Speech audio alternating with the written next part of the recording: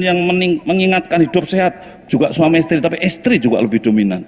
Yang lelaki ada dominan sedikit, cuman mengingatkan berpikir positif itu saja. Jadi ini mohon maaf, saya juga ikut terkejut ini, ternyata laki-laki itu di rumah tangga itu perannya memang sedikit itu, dan dia hanya bicara positif saja. Tapi ini yang menarik. Laki-laki di rumah itu isinya cuma ngomong motivasi, para suami mau ngomong motivasi istrinya, mau motivasi anak-anaknya, mau motivasi keluarganya, yang ngomong hal-hal yang positif saja. Tapi yang kerja adalah istrinya, yang melakukan adalah istrinya. Ini menarik. Jadi karena apa? Yang mengingatkan supaya hidup sehat. Bapak minum obat.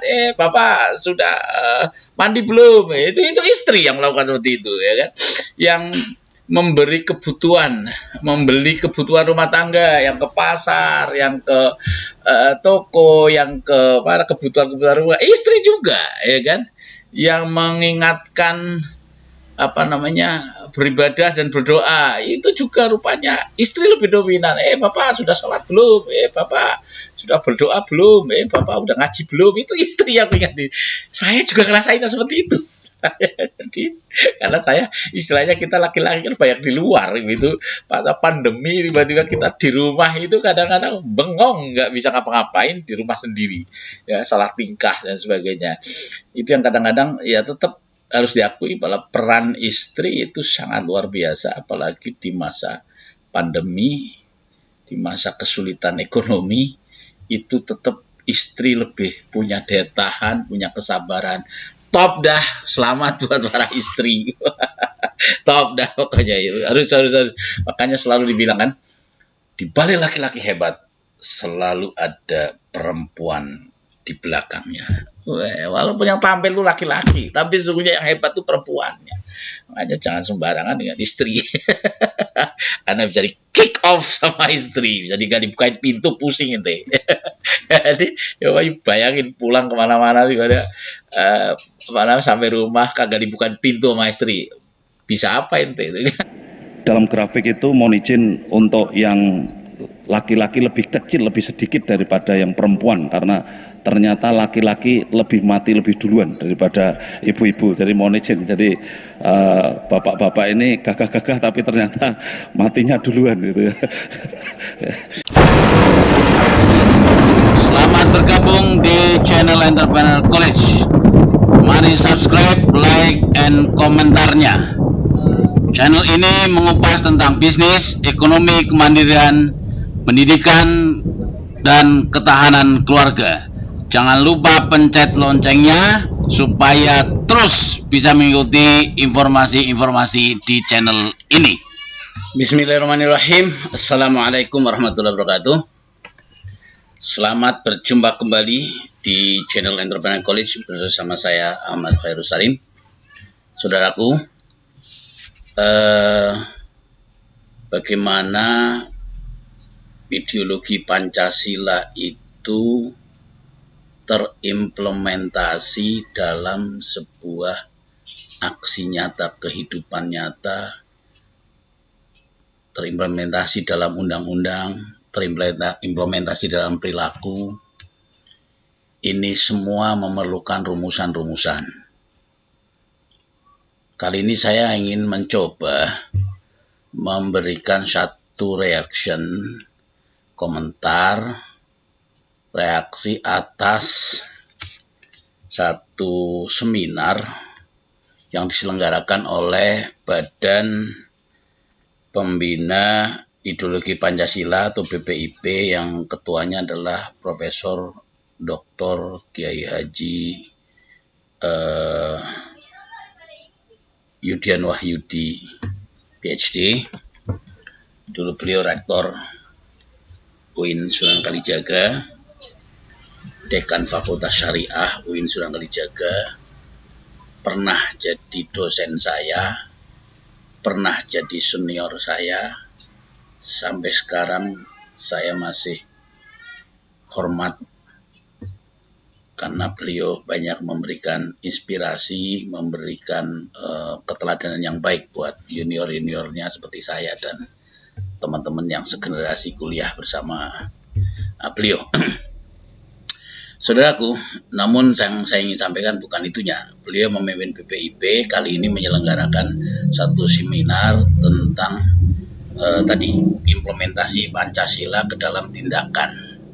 Nah, tema yang diangkat adalah tentang stunting, tentang bagaimana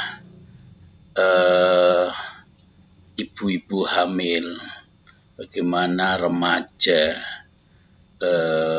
melakukan satu pernikahan dini dan lain-lain sebagainya, bonus demografi dan sebagainya. Nah, yang paling menarik yang saya ingin komentari terkait dengan acara hari ini adalah sambutan dari Dr. Hasto Wardoyo.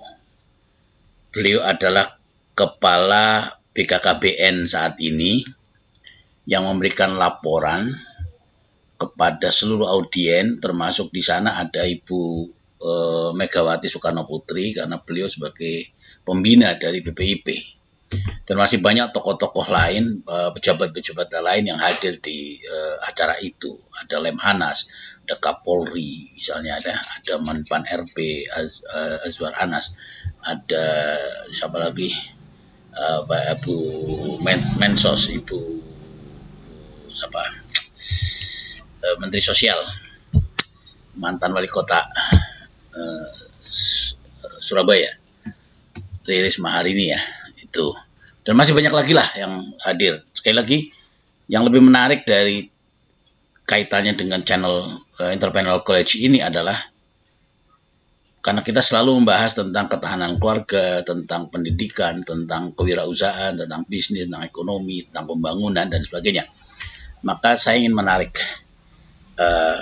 kritis atau memberikan reaksi dari sambutan Dr. Hasto Wardoyo yang kali ini memberikan laporan pada seminar itu, dan mari kita ikuti supaya kalian semua juga bisa memahami sambutan dan bagaimana kita menghadapi ke depan dengan kondisi-kondisi yang beliau akan sampaikan lewat paparan berikut. Ya, channel ini dari Sekretariat Negara. Oke, mari kita ikuti. Selanjutnya hadirin, marilah kita menyimak bersama laporan terkait stunting oleh Kepala Badan Kependudukan dan Keluarga Berencana Nasional, Dr. Honoris Causa Dr. Hasto Wardoyo, SPOGK. Terima kasih atas waktu. Assalamualaikum warahmatullahi wabarakatuh. Selamat siang dan salam sejahtera untuk kita semuanya. Salam Pancasila. Terima kasih.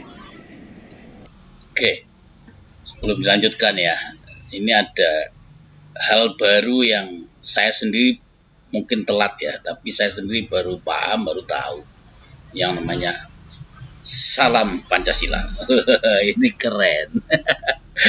Terus terang ini keren, saya baru tahu ya, secara rupanya ada tuntunannya, ada ajarannya, ada pedomannya. Jadi rupanya di negeri ini banyak sekali salam ya, salam agama, assalamualaikum, om swastiastu, namo buddhaya, salam kebajikan, rahayu, salam Pancasila. Jadi salamnya harus begini nih, ya kan? Secara, itu nanti ada acaranya di sini. Saya juga baru tahu setelah nonton acara ini ya, luar biasa. Oke, kita lanjutkan bagaimana Kepala BKKBN memberikan laporannya tentang stunting. Yang terhormat yang kita muliakan Presiden Republik Indonesia kelima, Ibu Dr. Haja Megawati Soekarno Putri yang telah hadir di tengah-tengah kita di sela-sela kesibukan beliau. Tepuk tangan untuk beliau yang luar biasa. Yang saya hormati Sekretaris Dewan Pengarah Badan Pembina Ideologi Pancasila, Bapak Mayor Jenderal TNI Purnawirawan Wisnu Bawa Tenaya yang hadir di tengah kita. Yang saya hormati Bapak Profesor Yudian Wahyudi, PhD, sebagai Kepala BPIP, dan seluruh jajaran yang hadir pada kesempatan kali ini. Yang saya hormati Pak Menteri, Pak Abdullah Azwar Anas, Menteri Pendayagunaan Aparatur, Negara dan Reformasi Birokrasi, juga Ibu Bintang, Menteri PPPA, dan juga Ibu Risma, Menteri Sosial hadir di tengah-tengah kita, kemudian juga Pak Menteri Kesehatan yang juga hadir di tengah kita, Pak Budi Gunadi Sadikin.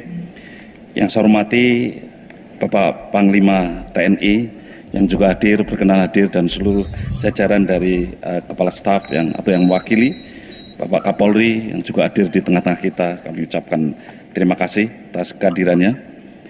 Segenap Kepala Lembaga dan Kementerian jajaran Eselon 1 yang tidak saya sebut satu persatu, dan seluruh tamu undangan yang hadir pada kesempatan kali ini dari organisasi masyarakat dan juga kelembagaan yang ada. Ibu Megawati Soekarno Putri yang kami muliakan, mohon izin kami menyampaikan beberapa hal terkait dengan stunting.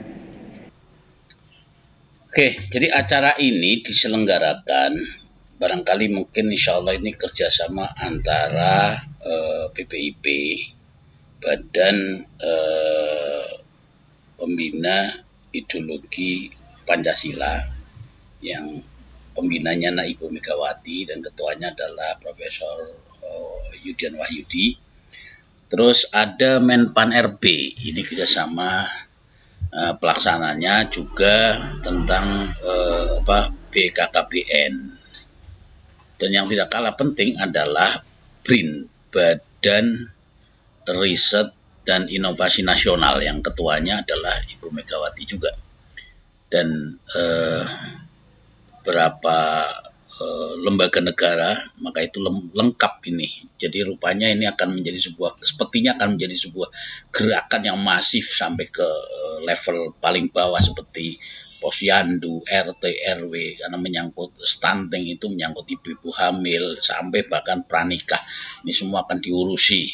Bagaimana kita melihat para stakeholder ini mengimplementasikan program ini dengan tetap dalam rangka meneteskan perilaku-perilaku Pancasilais dengan gotong royong, dengan kebersamaan, dengan melibatkan banyak pihak. Yang pertama, kami laporkan pada Ibu dan Bapak Ibu semuanya bahwa setelah sejak tahun 72, 73 mengadakan program keluarga berencana, sampailah pada suatu titik di mana jumlah anak muda jauh lebih banyak daripada yang tua. Dan saat inilah kemudian yang namanya bonus demografi. Apabila anak mudanya tidak stunting, cerdas dan ceria, dan kemudian mereka ini produktif, maka kita akan memetik bonus itu. Tetapi kalau tidak, maka sebaliknya. Oleh karena itu, jadi ini mungkin insya Allah merupakan bagian dari keberhasilan program KB ya. Nah, BKKBN kan juga yang menangani keluarga berencana. Jadi ini keberhasilan KB di mana sekarang anak muda itu jauh lebih banyak ketimbang yang tua.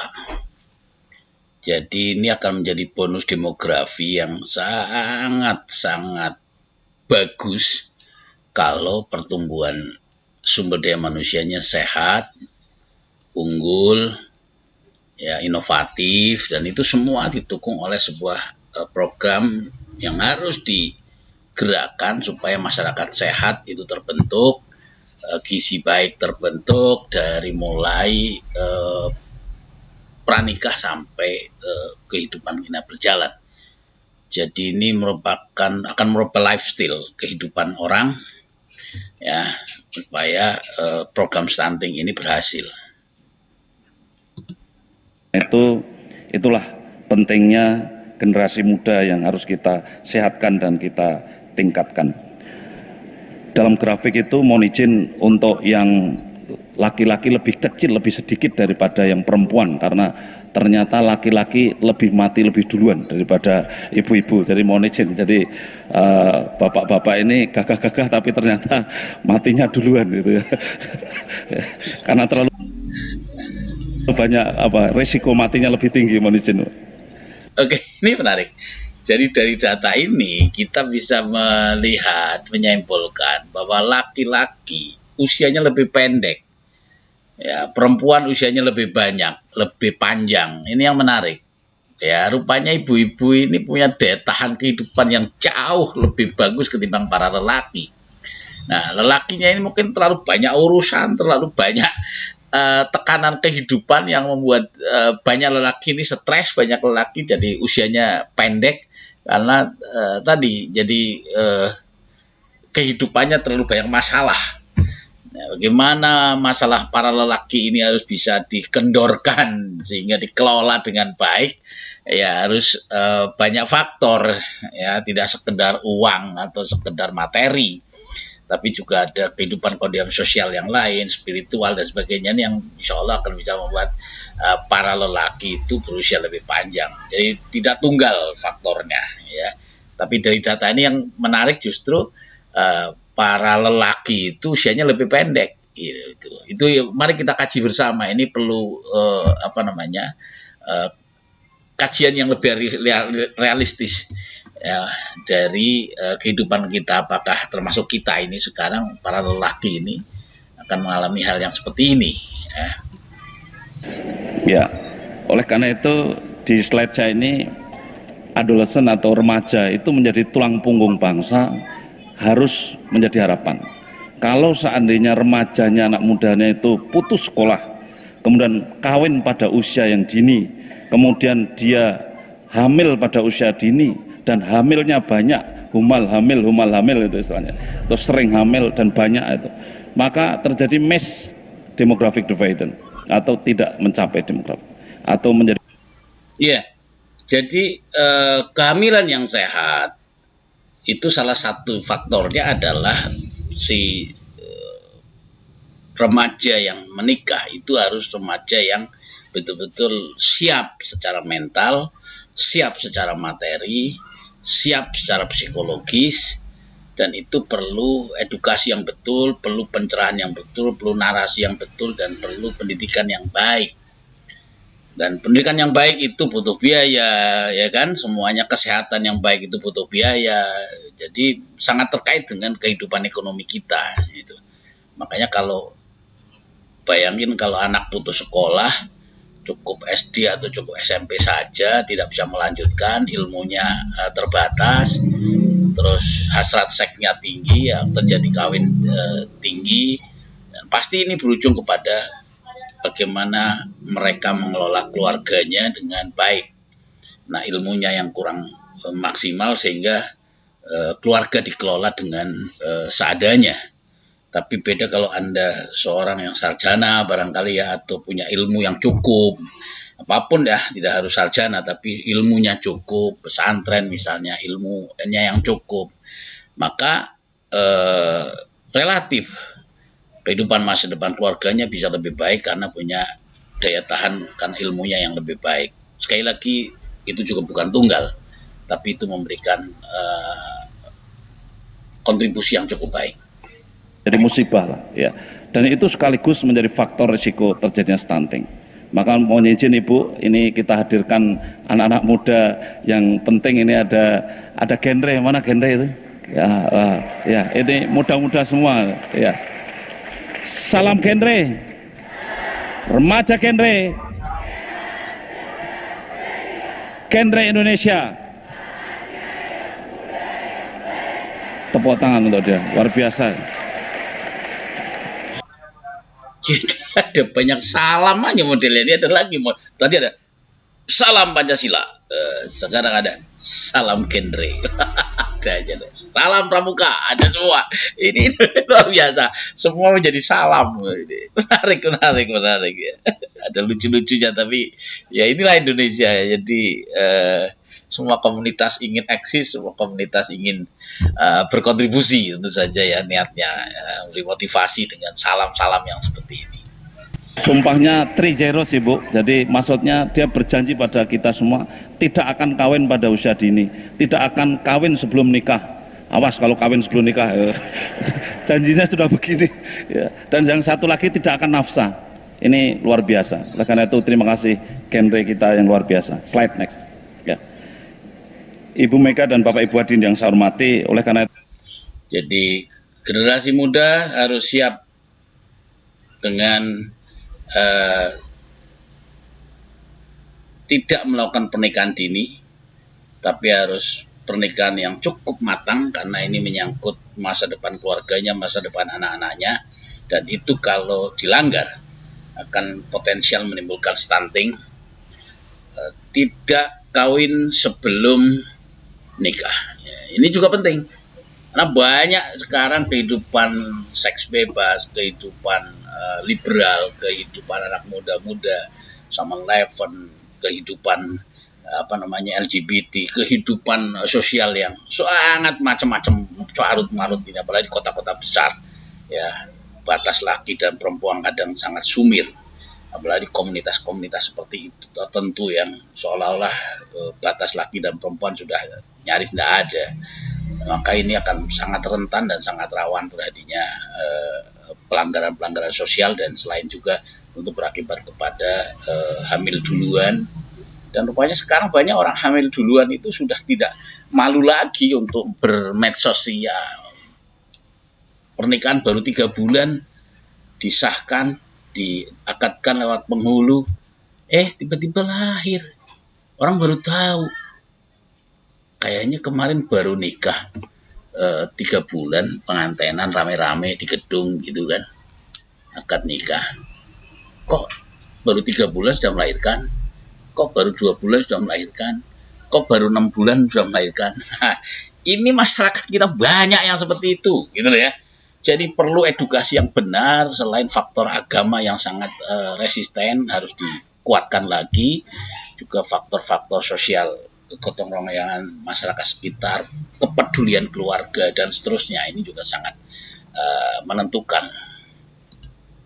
Itu saya kira cocok dengan apa yang dinasihatkan kepada kita petuah dari Bung Karno, bahwa kalau ada 1000 orang tua kita bisa mencabut Semeru seakar-akarnya, tetapi kalau ada 10 anak muda, insya Allah kita bisa mengguncangkan dunia. Ini anak-anak muda yang luar biasa. Ya, 1000 orang tua bisa mencabut Semeru. 10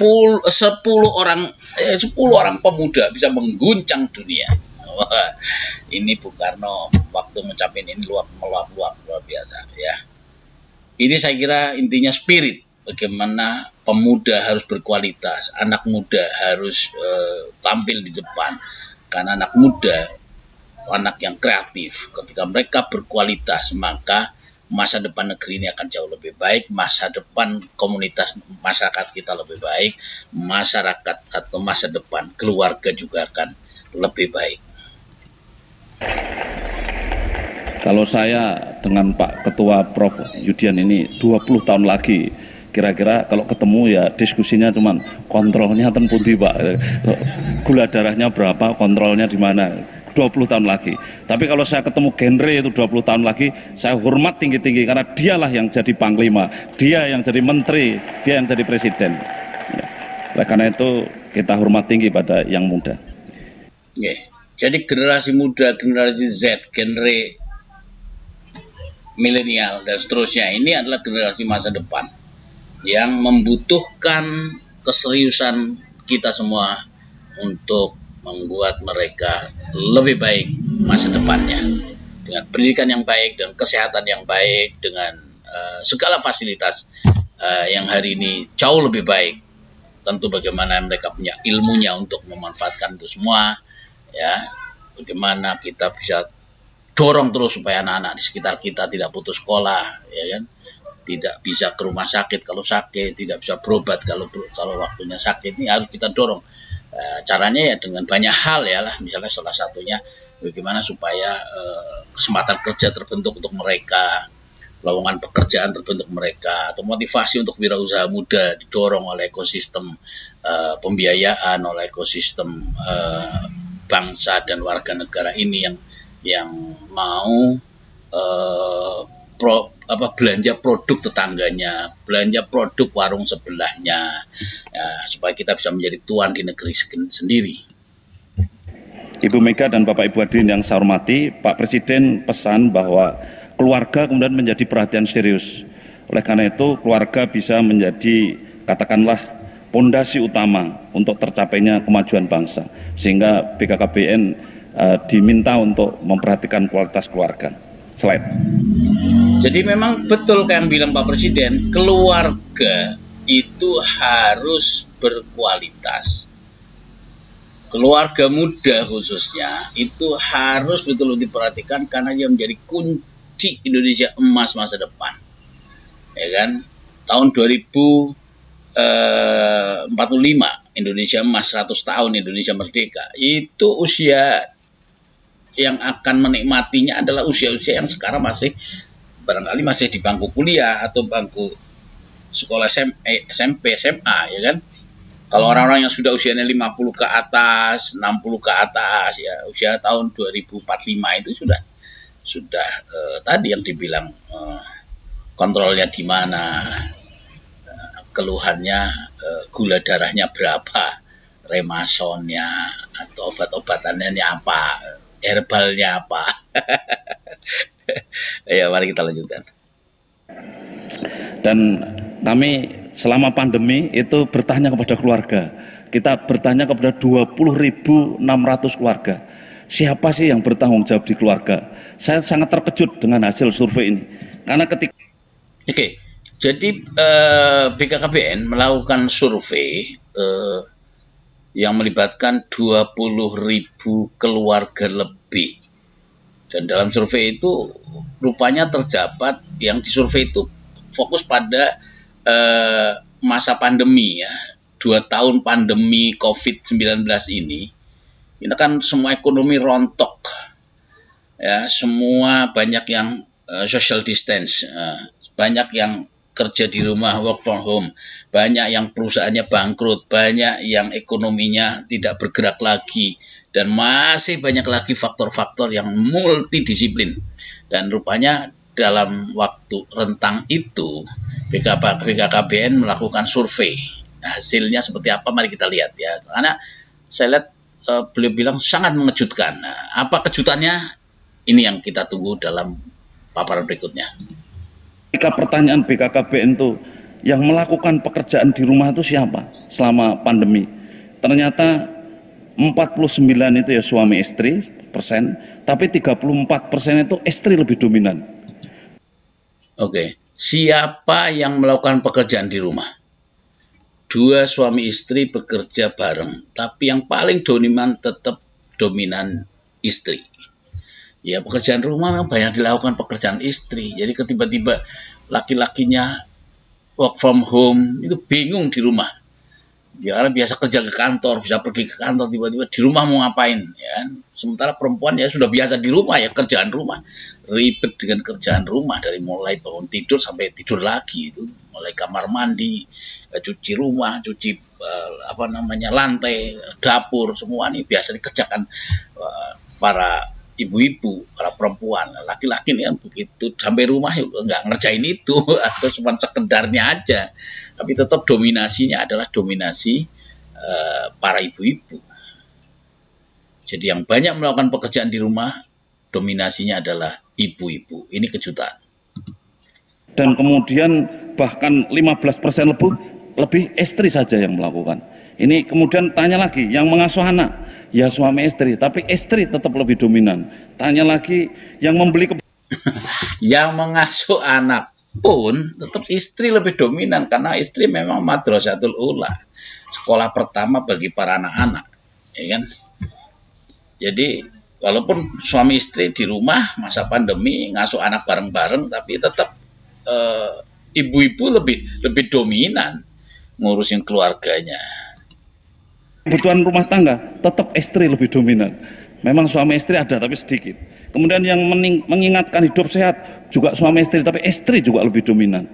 Yang lelaki ada dominan sedikit, cuman mengingatkan berpikir positif itu saja. Jadi ini mohon maaf, saya juga ikut terkejut ini, ternyata laki-laki itu di rumah tangga itu perannya memang sedikit itu, dan dia hanya bicara positif saja. Tapi ini yang menarik. Laki-laki di rumah itu isinya cuma ngomong motivasi, para suami mau ngomong motivasi istrinya, mau motivasi anak-anaknya, mau motivasi keluarganya, bisa ngomong hal-hal yang positif saja. Tapi yang kerja adalah istrinya, yang melakukan adalah istrinya. Ini menarik. Jadi karena apa? Yang mengingatkan supaya hidup sehat. Bapak minum obat. Bapak sudah mandi belum? Itu istri yang melakukan seperti itu, ya kan? Yang memberi kebutuhan, membeli kebutuhan rumah tangga, yang ke pasar, yang ke toko, yang ke para kebutuhan-kebutuhan rumah. Istri juga, ya kan? Yang mengingatkan beribadah dan berdoa, itu juga rupanya istri lebih dominan. Bapak sudah sholat belum? Bapak sudah berdoa belum? Bapak udah ngaji belum? Itu istri yang ingat. Saya juga ngerasain seperti itu. Jadi karena saya istilahnya kita laki-laki kan banyak di luar gitu. Pada pandemi tiba-tiba kita di rumah itu kadang-kadang bengong, nggak bisa ngapa-ngapain di rumah sendiri, ya salah tingkah dan sebagainya. Itu yang kadang-kadang ya tetap harus diakui bahwa peran istri itu sangat luar biasa, apalagi di masa pandemi, di masa kesulitan ekonomi, itu tetap istri lebih punya daya tahan, punya kesabaran. Top dah, selamat buat para istri. Top dah pokoknya itu. Harus. Makanya selalu dibilang kan, di balik laki-laki hebat selalu ada perempuan di belakangnya. Walaupun yang tampil itu laki-laki, tapi sesungguhnya yang hebat itu perempuannya. Makanya jangan sembarangan dengan istri. Karena bisa di kick off sama istri, bisa dibukain pintu pusing ente. Jadi ya bayangin pulang kemana-mana sampai rumah kagak dibukain pintu sama istri. Bisa apa ente? Muring-muring tok lah. Pusing tok marah-marah, tapi tetap itu kunci pintu stop, wah pusing Anda itu kalau sampai istri nggak membukain pintu rumah, ya kan, tidur di jalanan ente, tidur di teras. Gak bisa. Itu yang saya bilang, jangan sembarangan sama istri, hormati istri, ya. Saya juga harus melakukan itu, beri teladan pada anak-anak saya dan sebagainya, itu harus kita lakukan. Oke ya, jadi sekali lagi, pembagian peran suami istri dalam membangun keharmonisan rumah tangga itu sangat-sangat penting, apalagi di masa pandemi, ya, masa recovery seperti sekarang. Itu keluarga tetap yang utama. Yang mengerjakan ibu-ibu semua. Ini saya waktu itu juga agak terkejut. Wah, kenapa hasilnya mengejutkan di masa pandemi. Jadi rupanya ibu-ibu perannya di masa pandemi itu sangat dominan, menentukan sekali, sebagai penentu. Maka hari ini terima kasih Prof. Yudian yang sudah menghadirkan ibu-ibu yang luar biasa. Hari ini mayoritas ibu ini yang hadir, ya. Apalagi masih ada yang di luar, ibu ini yang hadir sekitar 2000 lebih, tapi yang di luar ada juga ibu-ibu banyak. Slide. Jadi luar biasa memang di masa pandemi itu. Kejutannya dari penelitian ini yang dilakukan oleh BKKBN adalah tampilnya ibu menjadi pahlawan keluarga di masa pandemi. Kenapa? Banyak sekali peran-peran ibu, peran istri, peran perempuan yang ternyata hanya bisa dilakukan mereka. Mereka juga bisa membantu suami. Ya, banyak pekerjaan perempuan yang suami cuma bengong dan tidak bisa mengerjakannya, gitu kan? Contoh kecil aja lah, masak di dapur misalnya. Mereka udah biasa, 5 menit, 15 menit, bahannya ada, setengah jadi barang. Tapi laki-laki yang nggak pernah masuk ke dapur, taunya makan, ya kan? Bingung itu, dikasih bahan doang, itu isinya akhirnya paling mudah paling ceplok telur. Banyak malah laki-laki yang nggak bisa masak, ya kan? Masak air aja gosong. Itu ada loh ya kayak gitu-gitu. Itu saya kadang-kadang juga pernah melakukan seperti itu. Karena ya, tadi ya saya bilang luar biasa memang peran perempuan, peran istri di masa pandemi sangat top, markotop, luar biasa. Jempol dah pokoknya.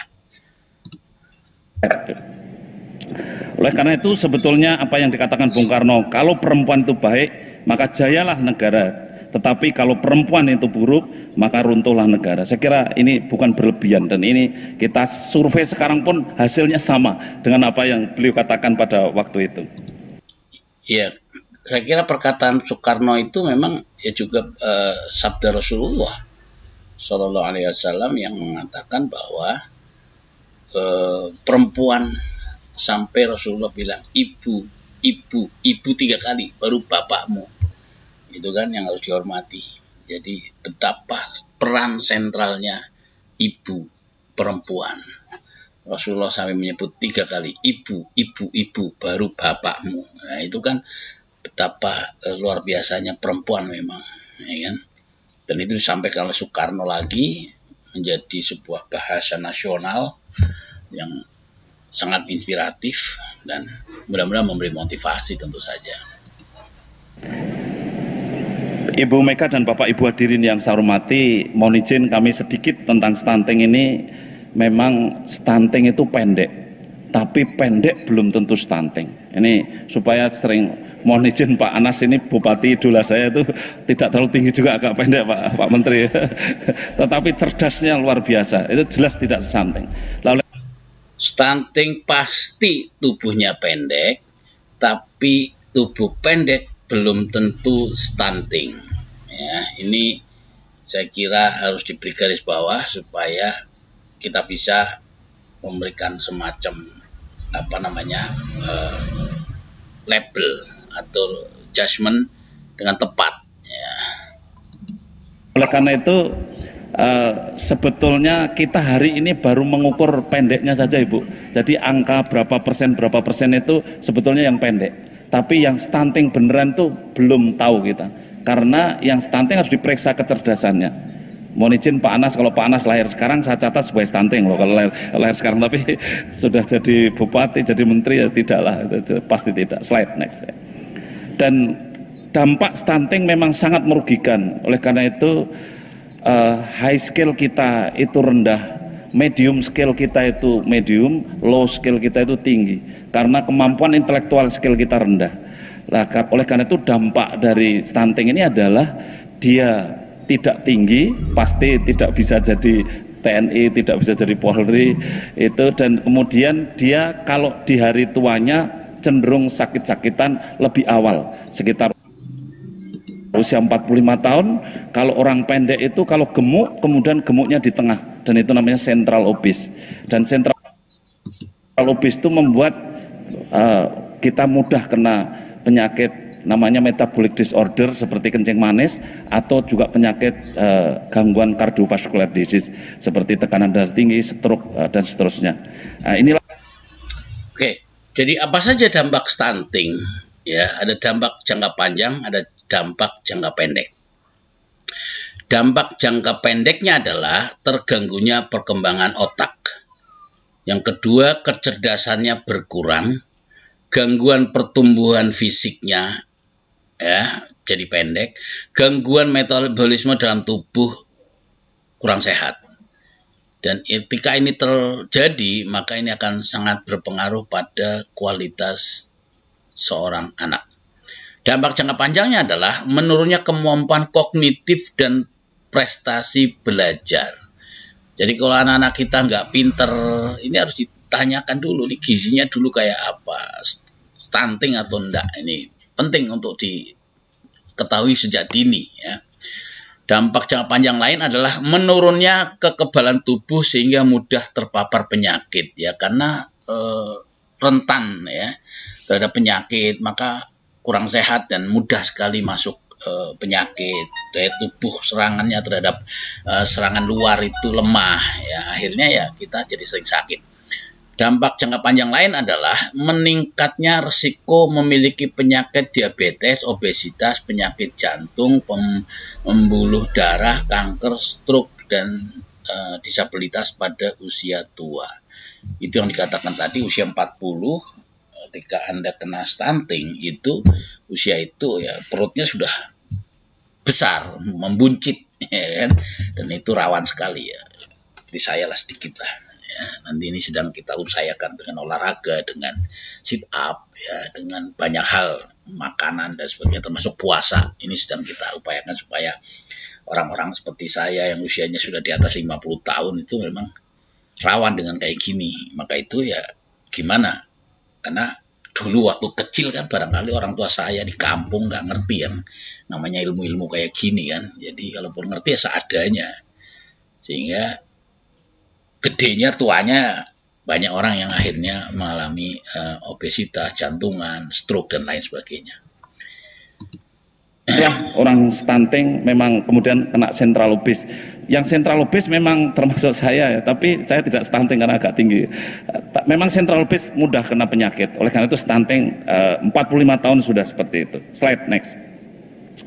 Mohon izin Ibu, hasil dari Pak Menteri Kesehatan, kami terima kasih Pak Budi, sudah SSGI sudah dikeluarkan, memang petanya masih belum merata dan di tahun 2022 dari 24,4%, alhamdulillah turun menjadi 21,6%. Arahan Bapak Presiden turun 3% dan ini kemudian turunnya 2,8 ya di tahun 2022. Kami optimis karena Perpres baru kita jalankan secara konsekuen itu pertengahan 2022, sehingga harapannya ini didukung oleh, terima kasih oleh TNI, oleh Polri. Itu Bu Heti kemarin juga jalan keliling ke seluruh 12 provinsi dengan Pak Andika, dan nanti juga Pak Yuda dan seluruh jajaran akan turun bersama-sama, dan sekarang sudah turun bersama-sama Babinsa, Babin Kamtipmas semua sudah turun luar biasa ke masyarakat itu.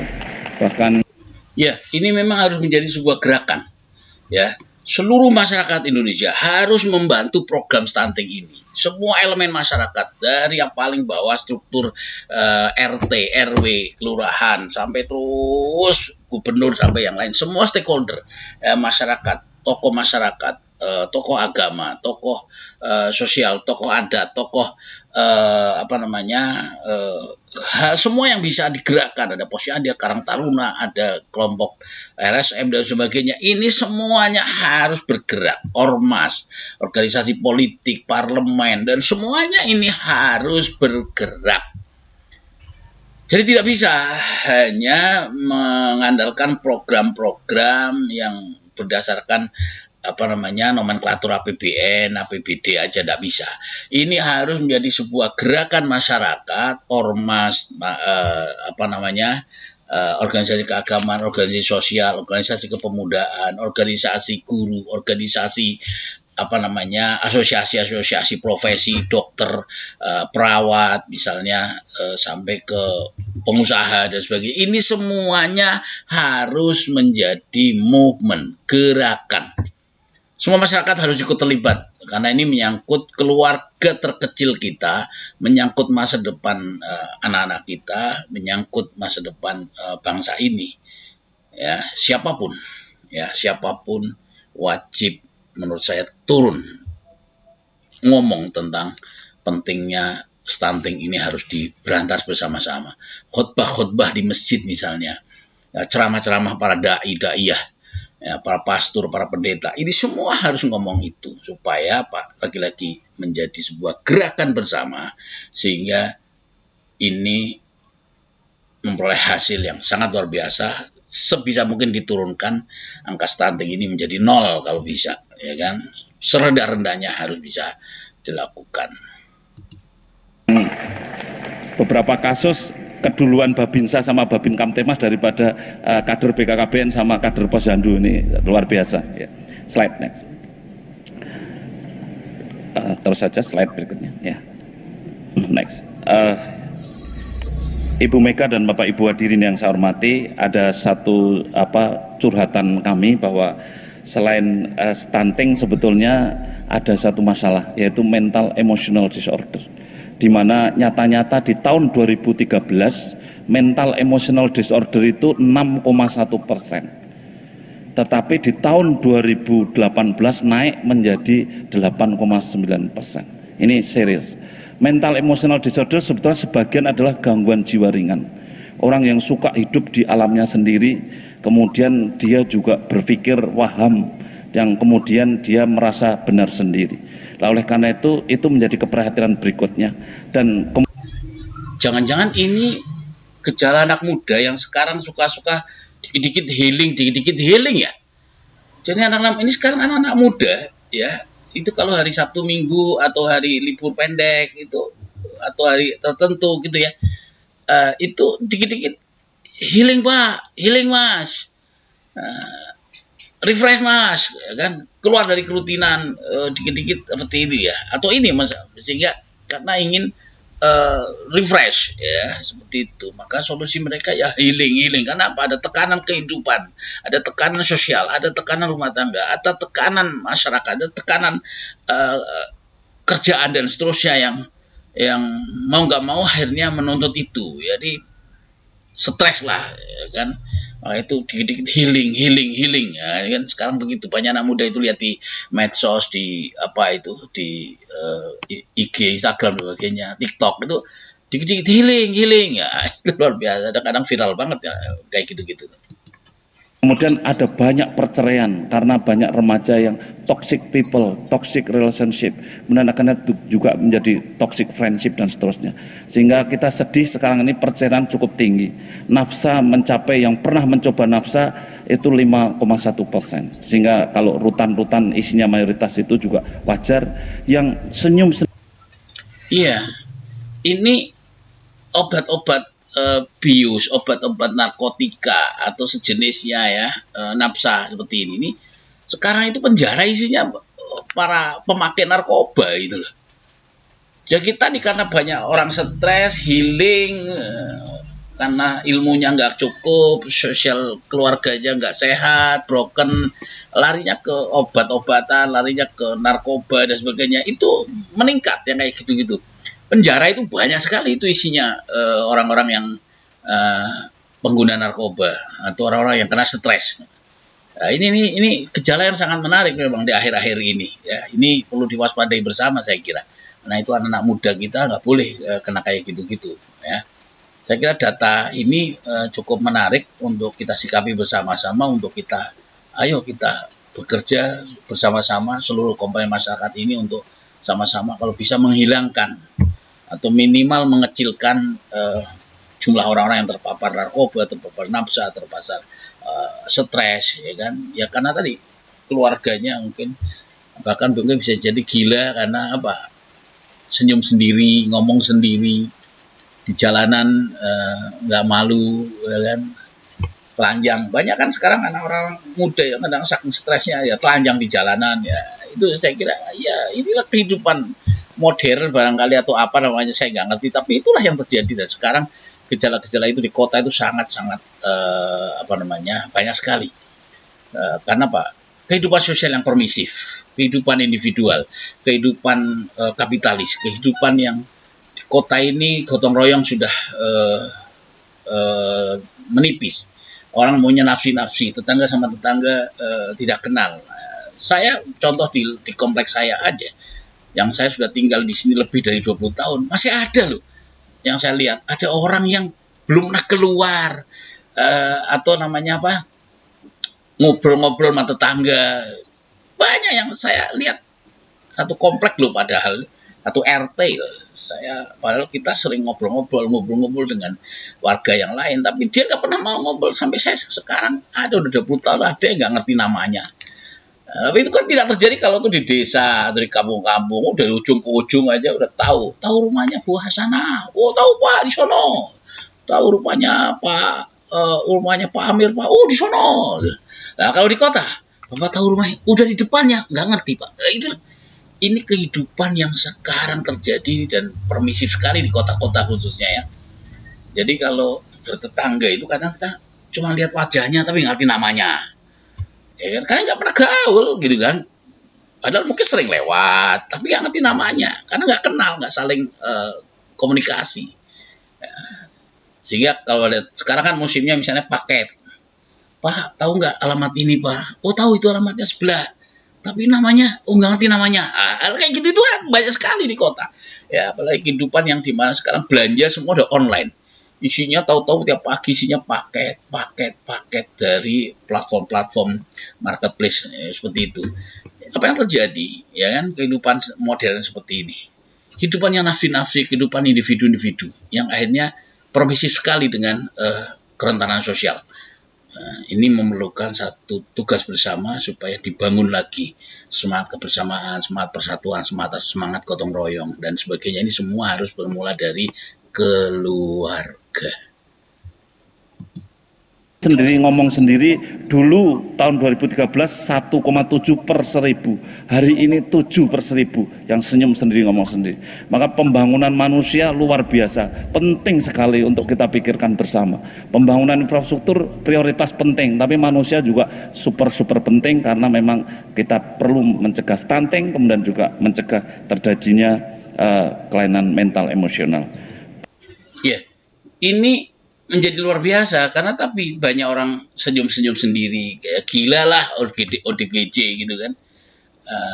Banyak orang yang dipasung di rumahnya atau stres nggak bisa keluar dari rumahnya. Ini banyak sekali orang-orang yang kayak gitu sekarang di kota-kota besar khususnya ya. Jadi karena tapi satu kehidupan yang permisif, kehidupan kota, kehidupan yang tidak saling kenal dengan tetangga, kehidupan sosial yang sangat rentan, jarang terjadi gotong royong. Kalau di kampung itu ada pertemuan malam Jumatan, apa itu tahlilan, apa itu apa di musola atau keliling gitu ya.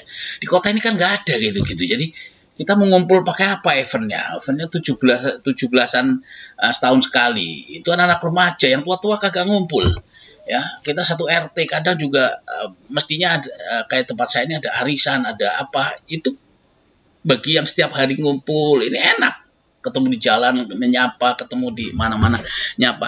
Tapi kalau ada orang yang tadi saya katakan satu komplek kita tinggal satu tetangga, tapi kita cuma kenal muka nggak kenal nama, boro-boro dia mau datang ke acara-acara seperti tahlilan, acara-acara seperti kumpul-kumpul, arisan dan sebagainya.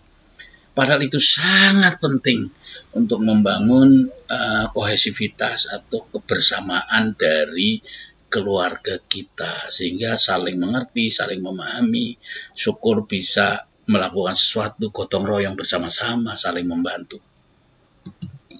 Boleh Pak Menteri Menpan RB, saya kira melihat kalau karyawan kita itu kalau ada 100 itu yang error ya sekitar 7 lah kira-kira begitu. Nanti kalau dikasih tugas itu yang nggak jelas, itu nggak aneh lah pokoknya dia itu. Kalau yang begitu-begitu kalau minta cuti seminggu kita kasih 2 minggu lah kira-kira, daripada delay gitu ya. Slide next. Iya. Karena tadi sangat permisif sekali. Ada karyawan misalnya dalam satu kantor 100 orang ada 7 yang bisa jadi error gitu kan ya. Dan itu di mana-mana banyak lah orang-orang seperti itu ya. Ini karena apa? Karena kemajuan teknologi, kemajuan peradaban, kemajuan masyarakat yang semuanya ini sangat-sangat modern, dan akibatnya adalah kerentanan sosial, gotong royong menipis, persatuan, kebersamaan ini menipis, dan saya kira gerak-gerakan sosial bagaimana seperti Posyandu untuk menggerakkan stunting dan sebagainya, PKK, Karang Taruna, RT, RW, arisan keluarga, arisan saudara, hal seperti ini masih sangat-sangat diperlukan. Kami terima kasih. Tentang stunting itu salah satu sebabnya adalah suboptimal nutrisional, dan Ibu Mega sudah mengingatkan kita tahun 2020 bahwa generasi muda sekarang ini senangnya hanya mie saja gitu. Nah inilah kami terima kasih Ibu, dan kemudian next slide. Sekarang juga Ibu sudah kemarin kita sama-sama tepuk tangan, ini buku yang dari Ibu, resep makanan Baduta dan Ibu Hamil ya. Saya waktu itu dengan Bu Wali Kota ini, Bu Ita juga hadir dari Semarang, kita berusaha untuk memperbanyak ini, dan ini sudah kita perbanyak, kemudian sudah kita distribusi ke Gramedia ya. Dan terima kasih, saya kira sudah diamalkan untuk praktek-praktek masak di beberapa tempat ya. Next slide. Ya, diversifikasi makanan yang sehat ya, pemahaman orang tentang gizi, pemahaman orang tentang makanan yang sehat ya, bukan sekedar makan mie instan terus gitu kan. Itu juga sangat penting, karena itu bagian dari memberikan asupan gizi anak-anak kita, masa depan generasi kita yang lebih baik pada waktunya. Ibu Bapak sekalian yang saya hormati, memang sekarang kemudian BKKBN dan tim percepatan penurunan stunting ada gerakan namanya DASAD, Dapur Sehat untuk mengatasi stunting, agar mensosialisasi makanan, karena mindset. Oke, jadi ini penting juga, makanan yang sehat, DASAD, Dapur Sehat, ya kan, itu penting untuk kita implementasi dalam keluarga, ya kan? Nggak kotor, nggak cembrek, nggak jorok, kantornya bersih, ya kan? Walaupun nggak harus mewah, tapi bersih, gitu kan? Itu penting, dapur yang sehat. Menunya juga menu yang sehat, bukan menu-menu yang sudah basi atau menu-menu ikan minyak jelantah dipakai ulang dan sebagainya yang tidak menyehatkan. Ya, intinya menu-menu yang sehat, walaupun tidak harus mahal, gitu kan? Daging misalnya 1 kilo bisa 100.000. Padahal beli lele barangkali, ya kan, atau sepat atau ikan gabus itu cuma sekilo 20.000. Padahal gizinya bisa jadi lebih bagus lele atau gabus ini ketimbang tenderloin. Keren kan, tenderloin, burger, itu kan udah mahal, tidak menyehatkan lagi, ya kan? Ini kita harus rubah mindset kita. Set makanan tentang pola makan kita masih salah. Mereka slide next. Mereka masih sering menganggap bahwa daging yang mahal, ikan yang mahal lebih baik daripada ikan yang murah. Padahal lele saja sebenarnya jauh lebih baik daripada daging sapi yang harganya 120.000, lele harganya 18.000. Untuk ibu hamil dan untuk balita lebih bagus lele. Ya. Tapi orang-orang tuh sering menurut saya gaya gitu ya. Artinya kalau punya hajatan tuh kalau ndak daging disajikan tuh ndak merasa keren. Iya. Yang anak-anak muda ini juga sering durung pecus keselak besus, artinya belum berprestasi, inginnya gaya gitu loh. Jadi akhirnya ya mampus gitu ya. Jadi belum Oke, ini kejelasan anak muda kita memang. Jadi anak muda kita itu senangnya sekarang nongkrong-nongkrong di kafe, makannya yang junk food, makanan cepat saji, ya itu semua isinya burger, daging, ya kan, yang pasti mahal, itu pasti, ya kan, tapi itu tidak menyehatkan sebetulnya, ya kan, dibanding misalnya tadi lele yang cuman 18.000 atau 20.000 sekilo, nilainya lebih bagus gizinya, tapi lele itu kan tidak bikin gengsi. Kalau kondangan-kondangan kita itu, ya kan, jarang kan ada lele, belut, sepat, gabus, kan jarang. Yang ada ya daging. Seolah-olah memang hajatan pengantin itu kalau nggak ada daging itu kurang mewah kayaknya. Jadi selalu ada ayam. Padahal ayamnya ayam yang disuntik, ayam lehor, ayam yang bukan ayam kampung tapi ayam karena ayam kampung itu mahal kan gitu kan. Yang penting mahal seperti itu kayaknya nggak masalah gitu loh. Ini padahal ini kurang sehat. pecus keselak besus. Ini makan maunya daging, steak gitu-gitu. Padahal sudahlah lele saja, sambal pecel lele itu udah DHA omega 3, ikan kembung DHA omega 3. Jadi mindset kita itu perlu dirubah dan kita tidak perlu impor. Saya kira Bung Karno pernah mengatakan opor-opor bebek mentah suka awake dhewe. Itu artinya berdikari dalam bidang ekonomi. Kita itu bisa sebetulnya ya. Ya. Iya, jadi gaya hidup itu tidak terlalu penting lah. Banyak anak muda sekarang justru gaya hidup yang paling utama. Contoh misalnya mau nikah. Mau nikah itu seolah-olah lebih penting foto-foto pre-wedding. Dia harus cari tempat di gunung, dia harus cari tempat di gedung mewah, di hotel mewah, nginep atau mungkin di luar negeri sana, Menara Eiffel. Seolah menjadi luar biasa. Dibanding datang ke KUA, training tentang bagaimana persiapan memahami bagaimana membangun rumah tangga, ya kan, itu nggak penting malah yang kayak gitu-gitu, ya kan, lebih penting yang tadi mana-mana itu seperti itu yang terjadi sekarang. Anak-anak muda itu kadang berpikir gini, coba banyak yang masih berpikir lebih baik beli mobil gaya, ya kan, dibanding rumahnya masih ngontrak.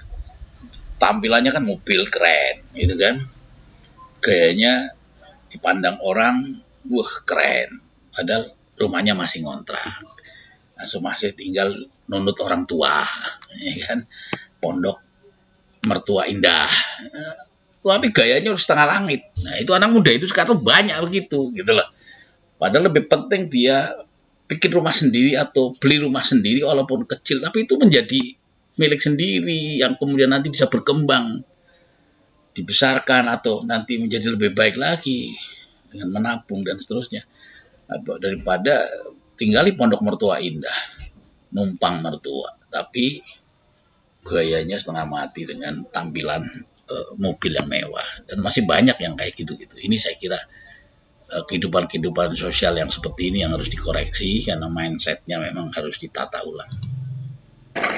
Slide next ya, slide aja next ya. Jadi makanan-makanan sebenarnya sangat terkesiap, bahkan daun kelor saja menjadi luar biasa. Kita sangat terkesiap ya.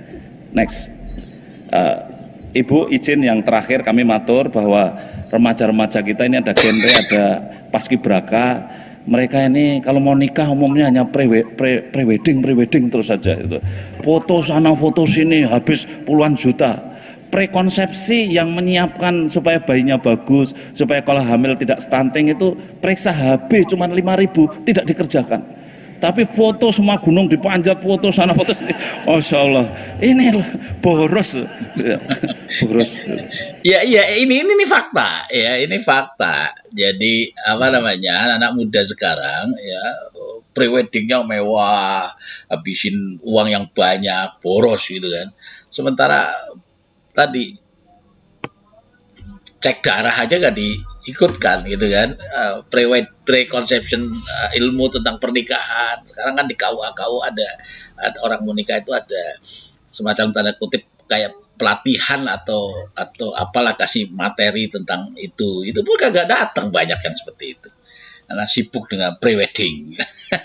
Boros gitu. Tapi ya ini yang akibatnya banyak karena ingin kebiarnya doang, substansinya hilang, dan banyak terjadi satu pernikahan yang promesif, kemudian banyak broken, akhirnya cerai. Perceraian jadi meningkat di mana-mana itu sekarang ya. Bahkan teman saya yang jadi hakim agama di pengadilan agama itu bilang sebulan bisa menyidangkan 2.000 orang. Saya bilang kalau 2.000 orang sehari berapa? Satu pengadilan agama loh itu, satu kabupaten. Nggak perlu saya sebut lah itu kabupaten mana. Tapi itu ada dan banyak sekali sekarang. Ya. Perceraian angkanya terus meningkat karena kehidupan yang sangat permisif yang harus kita sikapi bersama untuk membangun keluarga masa depan yang lebih sehat. Padahal prekonsep itu sederhana sekali. Hanya ini Pak Menteri Kesehatan, kita hanya periksa HB, kemudian kalau minum tablet tambah darah sesuai anjuran Pak Menteri Kesehatan, selesai. Asam folat murah sekali, nggak sampai 100.000, tapi tidak dikerjakan. Tapi yang mahal-mahal dikerjakan. Oleh karena itu slide next ya. Ya, kami terima kasih pada Pak Menteri Agama yang sudah MOU dengan BKKBN, kemudian semua remaja putri yang mau nikah harus diperiksa HB dulu. Ya, jadi periksa HB lingkar lengan atas. Kalau lingkar lengannya kurang dari 23,5 boleh nikah tapi jangan hamil dulu. Iya, dan harus bisa pakai kontrasepsi, bisa kondom, bisa pakai pil, itu bisa. Jadi saya kira ini penting sekali supaya lahir anaknya tidak stunting. Slide next. Oke, ini KUA di Indonesia itu harusnya memang menerapkan ini secara ketat. Ya, jangan sekedar perempuannya yang ikut coach atau pendampingan dari pernikahan ini, tapi calon suaminya juga harus diluangkanlah waktu. Bagaimana caranya harus dikondisikan, diedukasi dengan benar supaya perceraian tidak makin banyak, tapi keluarga sehat, keluarga sakinah mawaddah warahmah yang melahirkan generasi sehat, melahirkan generasi unggul itu semakin baik. Itu yang terpenting. Ibu Mega dan Bapak Ibu hadirin yang saya hormati, sesuai arahan dari Bapak Wapres sebagai pengarah tim percepatan penurunan stunting, kemudian gerakan konvergensi lintas sektor dikerjakan, dan beliau juga mengarahkan agar diadakan ceramah-ceramah tentang stunting. Alhamdulillah sekarang sudah ada khotbah Jumat yang temanya tentang stunting. Kemudian Pak Wapres sendiri membuat halakoh ceramah, kemudian dihadirkan hampir puluhan ribu penyuluh agama mendengarkan Pak Wapres terkait dengan stunting. Ini sudah dikerjakan dan nanti terus kita lakukan secara terus menerus. Slide next. Iya, ini harus masif ya, karena tokoh-tokoh agama, para dai, para daiyah itu dia langsung ketemu masyarakat, dia yang bisa mengedukasi. Jadi mereka harus diberikan pelatihan khusus tentang ilmu ini, stunting ini, ilmu kesehatan ini supaya bisa mendakwahkan mereka ke jamaahnya, ya kan? Jangan isinya ceramah, isinya apa namanya politik menghardik pemerintah, menghardik orang, isinya kita keluar masjid atau keluar majelis taklim bukannya tenang, hati adem, pikiran tenang, inspirasi itu yang ada apa namanya keluar dari ceramah isinya kita marah, isinya kita dongkol, isinya kita geram. Wah, ini ceramah model apa sih gini kok masih ada ya kan, baik ceramah khotbah maupun ceramah-ceramah yang ada di majelis taklim atau di pengajian-pengajian umum itu masih banyak yang ceramah-ceramahnya kayak gitu. Itu yang saya kira harus dikoreksi. Ini juga kemarin waktu putranya Pak Jokowi nikah juga sudah memberikan contoh, diukur lingkar lengannya, periksa HB, ngisi LC Mail sehingga terdata HB-nya berapa, lingkar lengannya berapa dan seterusnya. Slide. Ibu Mega dan Bapak Ibu hadirin yang saya hormati, kami laporkan di Indonesia ini yang nikah antara 1,9 sampai 2 juta setahun. Jadi kalau ada namanya resesi seks itu tidak ada, karena Indonesia masih semangat sekali untuk hamil, itu semangat sekali, luar biasa. Jadi tidak ada resesi seks itu. Saya yang paling membantah itu tidak ada resesi. Buktinya yang hamil juga masih 4,8 juta, yang nikah hampir 2 juta. Dari 2 juta yang nikah, yang hamil di tahun pertama adalah 1,6 juta, dan dari 1,6 juta yang stunting 300.000 ya, dalam keadaan sekarang ini. Oleh karena itu kalau seandainya yang mau nikah itu kita screening dulu, harus HB-nya memenuhi syarat, lingkar lengannya memenuhi syarat, maka bisa menurunkan 300.000, dan itulah yang kita kerjakan bersama Pak Menteri Kesehatan.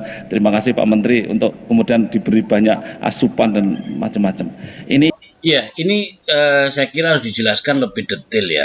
Lingkar lengan ini pengaruhnya apa ini sama kehidupan stunting, kehidupan seks dan sebagainya. Ini harus diberi penjelasan saya kira, karena banyak orang yang belum terlalu paham apa sih ukur-ngukur lengan kayak gini kok punya pengaruh dengan kemampuan seks atau kemampuan produksi hamil dan sebagainya. Ini kesehatan kehamilan dan sebagainya, ini saya kira ya harus dijelaskan.